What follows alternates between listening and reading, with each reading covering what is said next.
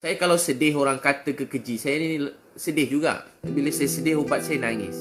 Nangis pada Allah. Dan bila saya sedih, saya kata, ya Allah, kalau ada pahala untuk sabar ini, saya hadiahkan untuk mak saya. Saya hadiahkan untuk mak saya. Saya hadiahkan untuk mak saya. Kalau ada pahala untuk sabar ini, saya hadiahkan untuk mak saya. Saya hadiahkan untuk mak saya. Saya selalu tengok orang kata saya kat belakang. Walaupun grup-grup ustaz-ustaz, alim ulama ni, dalam grup kutuk saya ramai-ramai. Saya tahu semua sekali, saya baca.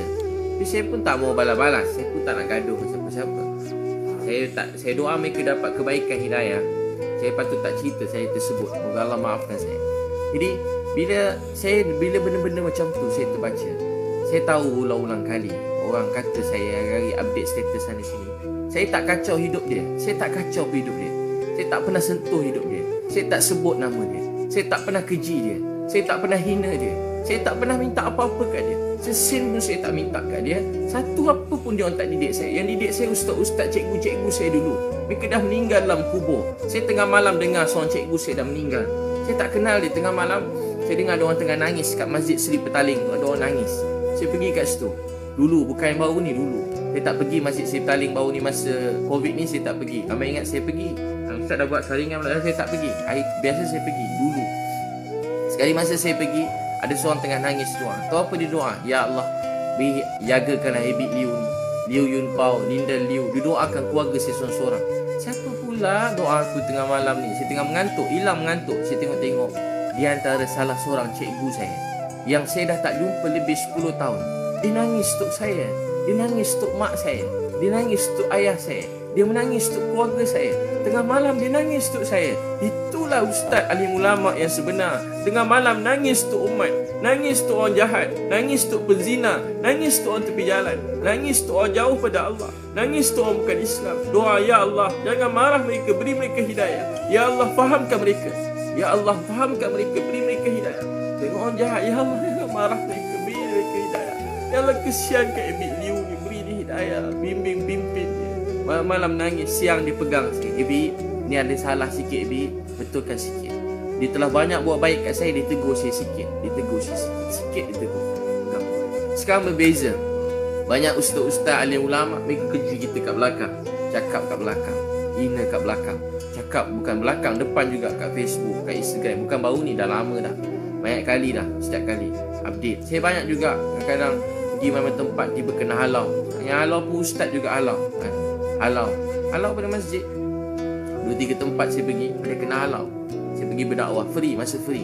Lepas tu saya, kalau ni saya kadang saya ada charge supaya mereka urus sikit surat untuk saya. Kalau saya bagi free, saya dah kena halau. Bukan dulu-dulu kena halau bermasjid. Saya bukan cakap apa-apa. Saya tak sentuh hal-hal semasa, nak sentuh orang. Tak, saya bukan orang macam tu. Saya tak suka nak sentuh hal peribadi orang. Ni bukan saya. Tapi tahu tak apa jadi? Orang halau, orang keji. Tahu tak apa saya nak beritahu tuan-tuan sekalian? Sedih. Orang sekarang patutnya, ramai alim ulama yang baik-baik, yang soleh, yang sangat saya hormati, membuat saya semakin cinta sayang pada Islam. Tapi ada juga alim ulama yang baik-baik, yang belajar jauh-jauh. Dia jadi macam, dia penat agaknya belajar jauh-jauh.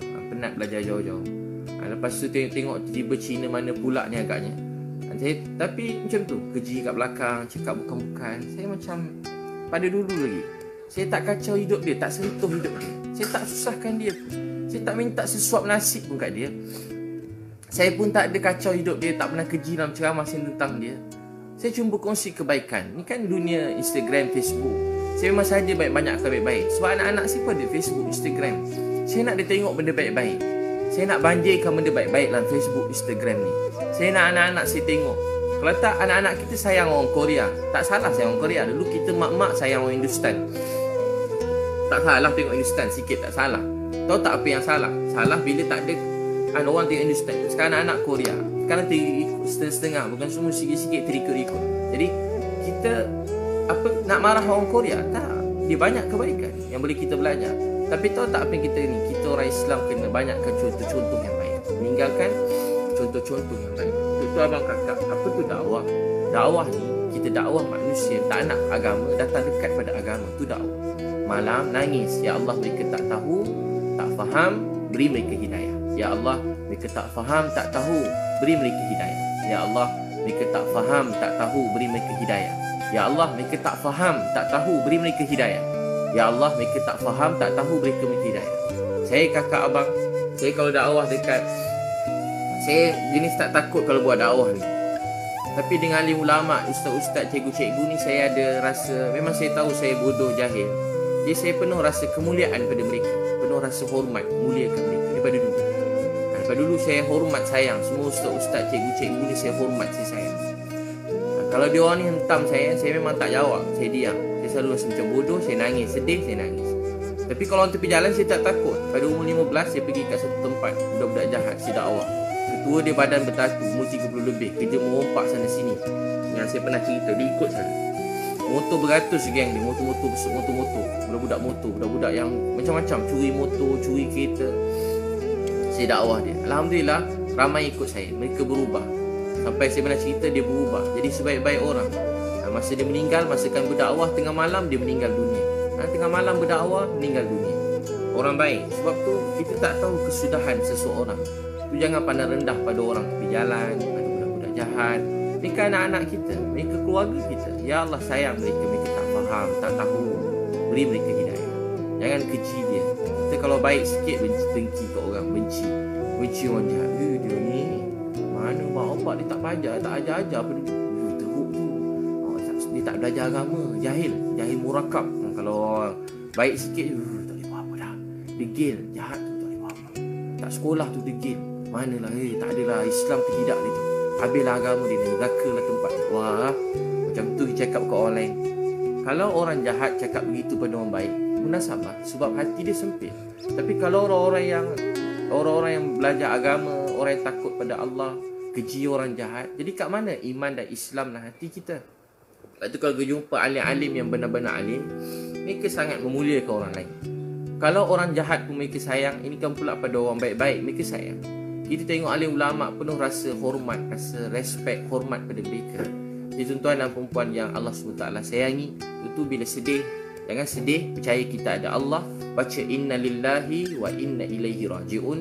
Semua daripada Allah, kembali pada Allah. Allahumma ajurni. Ya Allah, ganjar ke atas musibah ini dan gantikan dengan yang lebih baik. Percaya ujian ni sebab Allah sayang. Bagus juga bila orang cakap. Saya pula kalau orang makin cakap makin semangat. Orang cakap makin semangat, makin semangat. Makin semangat. Malam orang macam-macam, saya order satu lori besar. Memang saya saja je. Orang kata Ustaz nak tunjuk, memang saya saja nak tunjuk. Memang saya nak menunjuk. Menunjuk apa? Supaya orang bukan Islam mudah-mudahan dapat hidayah. Memang saja nak menunjuk supaya orang-orang yang ni dapat cepat dibantu. Sekarang bukan soal siapa nak menunjuk, siapa tak menunjuk. Soalnya ramai orang lapar kat rumah. Sebenarnya soalnya ramai orang lapar kat rumah. Saya pergi rumah, ada banyak rumah, 30 rumah hari satu kami pergi. 30 rumah pergi hantar makanan. Keluar-keluar tak ada tangan ada. Ada yang tak ada kaki. Ada yang buta. Apa dia nak makan sekarang? Dia kerja apa? Dia kerja urut orang. Sekarang dah tak boleh urut orang yang buta. Tak boleh urut orang. Dapat duit, bantuan ada. Bukan tak ada. JKM pun ada, zakat pun ada. Tapi berapa sangat? Berapa sangat? Cukup kakak duit berapa ratus sebulan cukup? Berapa ratus je sebulan nak bayar. Mungkin rumah pun dia tak dapat zakat. Tapi cukup tak? Tapi tak cukup. Jadi kita, apa kita boleh buat? Kita walaupun dapat bantu mereka sikit pun tak cukup. Tapi korang-korang kita ada buat sesuatu. Kesian kat mereka. Ada yang dah tak ada makan. Orang kita tempat rumah orang susah. Kat KL ada tempat orang susah. Kita bagi hantar beras. Dia ambil isi sebab dia seorang yang hantar SMS. Kita hantar ke rumah dia, dia orang bagi-bagi. Beras tu dia boleh bagi-bagi kawan-kawan dia. Apa makanan dapat tu dia bagi-bagi. Dia panggil jiran dia sebab dia orang tak makan dah tak ada dah. Hantar bagi-bagi jiran. Dapat 2 sardin, bagi 1 sardin kat jiran. Gula pun dia ni. Saya tengok tak apa panjangan. Nanti kita suruh dia orang hantar lagi. Dia orang ambil lagi, hantar. Stok banyak, hantar. Bagi kau semua orang dapat. Tahu tak apa dia abang kakak? Sekarang bukan soal tu. Soal ramai orang lapar. Nabi SAW sebut kita tidur dalam keadaan kenyang, jiran kita lapar. Allah tanya kita ke akhirat, kita kena tolong seramai orang. Ini kan pula ada adik-beradik kita lapar, tolong dia. Ini waktunya. Bukan hari-hari datang COVID-19, datang waktu ni je. Di waktu ni untuk tunjukkan apa kita nak tunjuk pada Allah. Tunjuk ke Allah.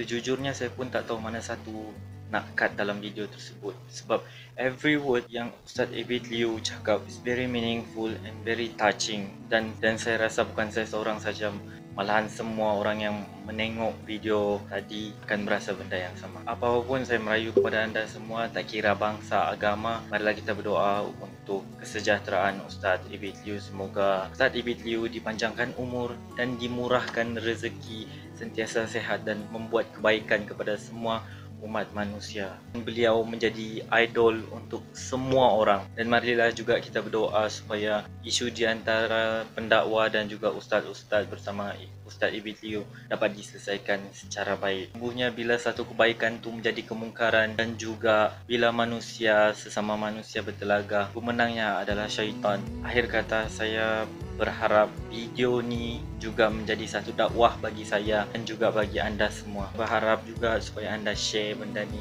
kerana kebaikan haruslah dikongsi sesama kita. Sentiasa ingat apa yang Ustaz Abid, sentiasa ingat apa yang selalu Ustaz Abid Liu sampaikan. Apa yang berlaku sebab Allah sayang kita, dan kita sesama manusia haruslah saling sayang menyayangi antara satu sama lain. Dan itu saja untuk hari ini. Jangan lupa untuk like, komen, share dan subscribe. Assalamualaikum. Kita memang